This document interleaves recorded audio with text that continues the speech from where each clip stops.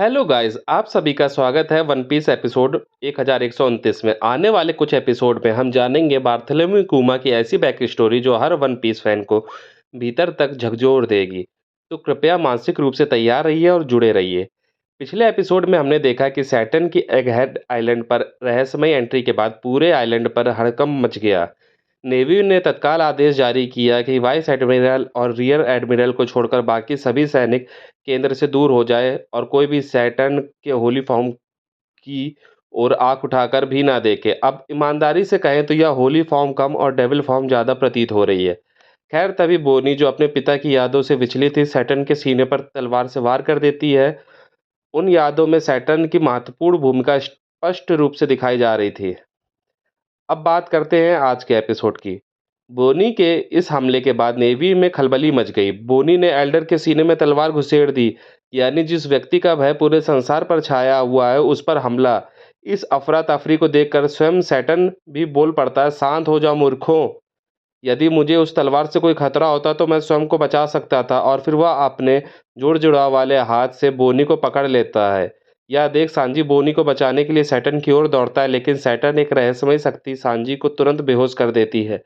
इसके बाद सैटर्न अपने सीने से तलवार निकालता और चौंकाने वाली बात यह होती कि वह घाव अपने आप ठीक हो चुका था। यह देख सांजी और फ्रैंकी दोनों आश्चर्यचकित रह जाते हैं। वहीं दूसरी ओर बाकी रियर एडमिरल और वाइस एडमिरल वेगापंक के दल को पकड़ने के लिए बढ़ते हैं, पर सैटर्न उन्हें रोक देता है और कहता है, जल्दबाजी मत करो। ये अब कहीं नहीं भाग सकते हैं, बस अपने हथियार तैयार रखो। इसके बाद सैटर्न किजारू की ओर देखता है जो लूफी के स्ट्रॉन्ग गन अटैक से जमीन पर पड़ा था।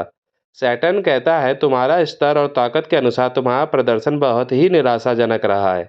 किजारू क्षमा याचना करता है और कहता है कि अब वह कुछ समय तक हिल नहीं सकेगा। सैटर्न अब लूफी की ओर देखता है जो इस समय पूरी तरह थका हुआ और बेसुध पड़ा था। मौके का लाभ उठाते हुए सैटर्न अपनी मकड़ी जैसे पैरों से लूफी पर हमला करने आगे बढ़ता है, लेकिन उसी समय फ्रैंकी अपने स्ट्रॉन्ग राइट अटैक से लूफी को पंच मारकर सैटर्न के हमले से बचा लेता है और फिर रोबोटिक हेड हाथ से उसे खींचकर अपनी ओर ले आता है। फ्रैंकी का यह आत्मविश्वास वाकई काबिले तारीफ था। वह सैटर्न से कहता है, वाह, जो पूरी दुनिया पर राज करता है वो भी हमारे कप्तान का सिर चाहता है। सैटर्न जवाब देता है, स्ट्रॉ हैड लूफी और ज्वेलरी बॉनी, हम यह अनुमान लगाने में विफल रहे कि तुम दोनों यहाँ उपस्थित हो सकते हो। पर अब मैं देखना चाहता हूँ कि इस निराशाजनक स्थिति में तुम कितने भाग्यशाली हो, और वेगापंक तुम्हारा हमें इस प्रकार धोखा देना अत्यंत निराशाजनक है। हालांकि अब तक तुम्हारे कार्यों की सराहना की जाती रही है। तो बताओ, अब तुम में से सबसे पहले कौन मरेगा? मैं चाहता हूँ कि मरते समय तुम्हें केवल इस बात का पछतावा हो कि तुमने वर्ल्ड गवर्नमेंट से टकराने की गलती की। मुझे समझ में नहीं आता कि आखिर क्यों इंसान वही कार्य करते हैं जिसके लिए उन्हें मना किया गया हो। सांजी पूछता है, क्या तुम में से कोई हिल पा रहा है? फ्रैंकी जवाब देता है, नहीं भाई, ऐसा लग रहा है जैसे किसी ने मुझे पकड़ कर रखा हो।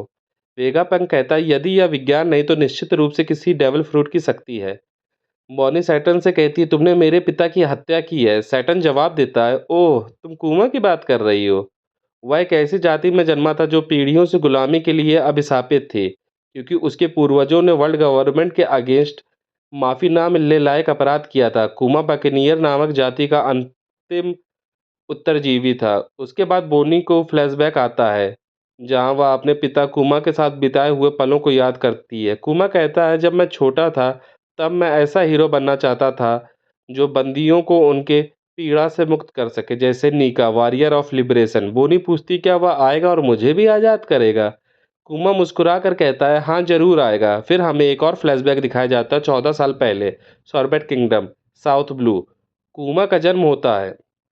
वह स्वस्थ और बलवान बच्चा जिसके शरीर में बकनियर का खून बह रहा था। डॉक्टर उसके पिता से कहते हैं यह बात गुप्त रखी जाए, लेकिन कुछ ही दिनों में यह बात सरकार के एजेंटों को पता चल जाती है। इसके बाद कुमा और उसका पूरा परिवार पकड़कर सेलेस्टियल ड्रैगन के गुलाम बना दिए जाते हैं। कुमा के मास्टर उसे पीटते, काम करवाते और रोने पर गोली मारने की धमकी देते हैं। एक दिन जब कुमा की अपने पिता से भेंट होती है, वह पूछता है, तू कैसा है? कुमा जवाब देता, मैं बहुत भाग्यशाली हूँ, मेरे मास्टर बहुत अच्छे हैं। पिता बताता है कि कुमा की माँ मर चुकी है, अब वह स्वर्ग में है। फिर वह रोते हुए कहता, अच्छा हुआ वो मर गई है। सुनकर कुमा भी रोने लगता है। पिता कहता है, तू जिंदा रहेगा बेटा। कुमा पूछता है, क्यों? पिता जवाब देता है, क्योंकि वॉरियर ऑफ लिबरेशन ज़रूर आएगा और तुझे बचा लेगा। उसका नाम है सन गॉड निका, एक महान योद्धा जिसकी गाथाएँ हमारी विरासत का हिस्सा हैं। जैसे ही यह कहकर वह लय में गाना शुरू करता है, एक सेलेस्टियल ड्रैगन आता है और उसे गोली मार देता है, क्योंकि उसका गीत उसे पसंद नहीं आया। इसके बाद एक और फ्लैशबैक आता है, वर्तमान से 38 साल पहले का, गॉड वैली में। यहाँ गोरसे, सैटर्न और अन्य सेलेस्टियल ड्रैगन एक नेटिव हंटिंग कॉम्पिटिशन में शामिल होते हैं। यह एक अमानवीय खेल है जिसमें ऐसी जगह को चुना जाता है जो वर्ल्ड गवर्नमेंट के अधीन ना हो और वहाँ के लोगों का शिकार किया जाता है। इस बार गॉड वैली का नाम चुना गया क्योंकि यह प्राकृतिक संसाधनों से भरपूर थी और इसका नाम गॉड शब्द से जुड़ा हुआ था जो वर्ल्ड गवर्नमेंट को खटकता था। जब गॉड वैली का राजा इसका विरोध करता है, गार्लिंग उसे एक ही झटके में मार देता है क्योंकि अब राजा को मारने के भी पॉइंट्स मिलते हैं। गार्लिंग 10,000 पॉइंट से आगे बढ़ता है। इस बार इस प्रतियोगिता में न केवल सामान्य निवासियों बल्कि अपराधियों और रहस्य समस्या खड़ी करने वाले गुलामों को भी निशाना बनाया जाएगा। तभी एक सरकारी एजेंट सैटर्न को सूचना देता है कि जो बकनियर बालक भागने की कोशिश कर रहा था उसे पकड़ लिया गया है। अगले दृश्य में हम देखते हैं कुछ गुलाम मिलकर कुमा को पीट रहे हैं क्योंकि उन्हें डर है कि यदि कुमा भाग गया तो बाकी सभी गुलामों की हत्या कर दी जाएगी।